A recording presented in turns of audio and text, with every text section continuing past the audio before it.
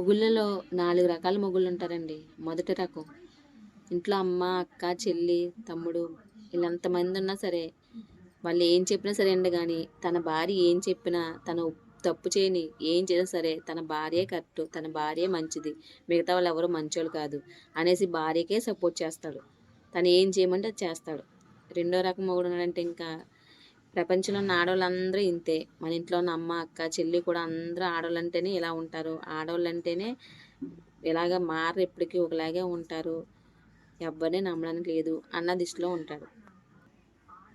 ఇంకా మూడో రకం అంటారా, ఇంట్లో అమ్మ, అక్క, చెల్లి ఎంతమంది ఉన్నా సరే అందరినీ ఇష్టపడతాడు. కానీ ఒక్క భార్యని మాత్రం ఇష్టపడ్డు. అమ్మ నాన్నలు, అక్క చెల్లి ఏం చెప్పినా వింటాడు. కానీ భార్య ఏం చెప్పినా సరే తప్పు అంటాడు, ఏం చేసినా సరే తప్పు అంటాడు. మా వాళ్ళే రైటు, నీది తప్పు అని భార్య నిందిస్తూనే ఉంటాడు. తన మనసులో అనుకుంటుంది, నీ అక్క చెల్లిని అంత ప్రేమగా చూస్తున్నావు కదా, ఒక్కసారి నన్ను కూడా అలా చూడొచ్చు కదా అనేసి తన మనసులో బాధపడినా సరే తను అస్సలు పట్టించుకోడు. ఇంకా నాలుగో రకం అంటారా, ప్రపంచంలో చాలామంది సగవంత మగవాళ్ళు ఇలాగే ఉంటారేమో. ఇంట్లో అమ్మని, నా అక్కని, చెల్లిని, అన్నదమ్ముల్ని అందరినీ ఇష్టపడతాడు. అలాగే భార్యని కూడా ఇష్టపడతాడు.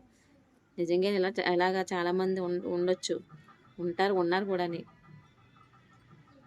అందరినీ సమానంగా చూస్తాడు ఇలాంటి రకమైతే. మరి మీరు ఏం బాధపడకండి, నేనే ఎలా ఉన్నానా ప్రతి మగాడు కూడా ఎలాగే ఉంటాడా అని ఎప్పుడు అనుకోకండి.